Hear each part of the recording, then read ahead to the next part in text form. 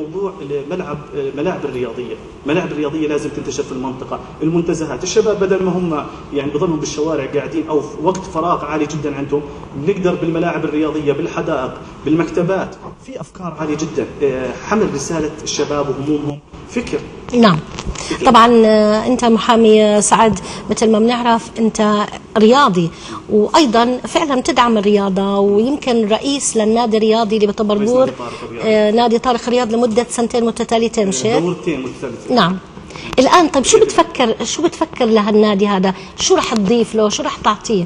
طبعا اكيد في طموح عالي جدا في شوفي استلامي باذن الله، اذا الله اكرمني ونجحت في الانتخابات القادمه، وراح يكون الوضع افضل اني انا اكون في موقع المسؤوليه.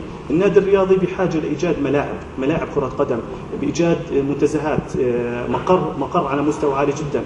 يعني عدد سكان منطقة طارق عالي جدا وبحاجة لخدمة. أنا رسالتي القادمة وإن شاء الله إني أنا متمسك فيها وراح أحارب وأناضل من أجل هاي، إنه راح يكون ملعب كرة قدم، ملعب 11 مدرجات، وراح يكون في حدائق ومنتزهات بالتعاون مع قيادة الجيش إن شاء الله. إن شاء الله. احنا بنتمنى تنجح، لأنه الآن يمكن أهالي المنطقة بانتظار نجاحك، ولكن يمكن في هناك معرفة في بعض الأشخاص اللي نجحوا من أي قطاع، من أي جهة كانت، يعني إذا بنزلوا للانتخابات بعدها بديروا ظهرهم لناخبيهم يعني بعد النجاح.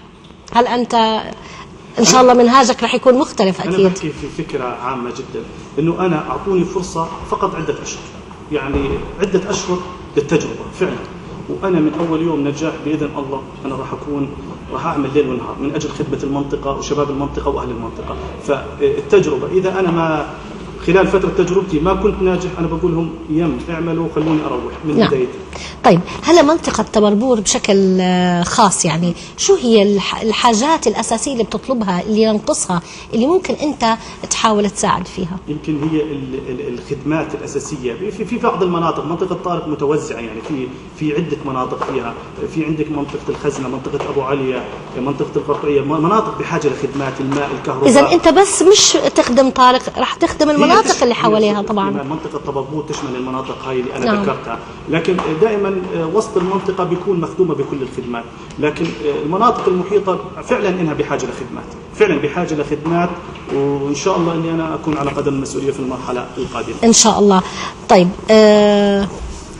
جلالة الملك عبد الله الثاني خلال كلمته في ملتقى الشباب 2011 اللي عقد في البحر الميت، اللي نتحاور من أجل الأردن، في هذه الكلمة جلالته ركز على أهمية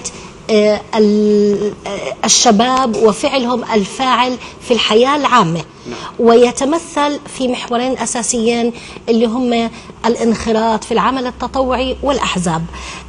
وأنت كما ذكرت أيضا لك أعمال تطوعية من خلال خدمة منطقتك. كيف الآن رح تترجم رؤى وتطلعات جلالة سيدنا؟ يمكن أخت إيمان أنا حكيت في بداية اللقاء إنه إحنا كشباب كنا نتابع خطابات جلالة الملك، بننتقي العبارات اللي كان يحكيها جلالة سيدنا، لأنها كانت تعتبر قاعدة أساسية لنا، تعتبر سياسة إنه إحنا نمشي عليها، منهجية إحنا نمشي على رؤى جلالة الملك، وإن شاء الله راح نطبقها على أرض الواقع، لأنه جلالة الملك هو الداعم لنا كشباب، وهو اللي بيحكي عن فرسان التغيير للمرحلة القادمة. وإحنا إذا ما كناش في المرحلة، صدقيني إنه إحنا من أهم الركائز اللي لازم تكون موجودة، لأنه إحنا قادرين على خدمة وطننا بكل مصداقية، بكل أمانة، بكل إخلاص. عنا القدرة، عنا الكفاءة اللي أرادها جلالة سيدنا. فإن شاء الله العمل التطوعي من خلال خدمتي في نادي طارق الرياضي، يعني عمل تطوعي، ترشح للانتخابات النيابية، عمل البلدية، عمل تطوعي.